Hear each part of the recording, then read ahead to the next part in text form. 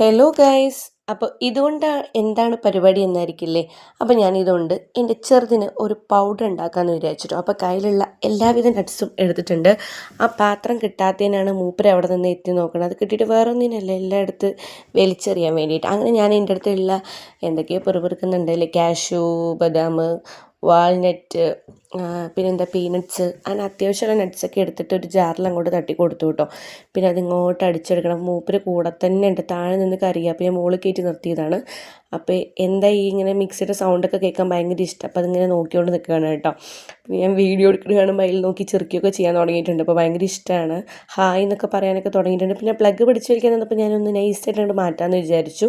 പിന്നെ ഒരു പാട്ടൊക്കെ പാടി കഴിഞ്ഞപ്പോഴേക്കും ആ പൗഡറൊക്കെ ഒന്ന് സെറ്റായിട്ടുണ്ടായിരുന്നു. പിന്നെ ഞാനതൊരു കണ്ടെയ്നറിലാക്കി വെക്കാമെന്ന് വിചാരിച്ചു.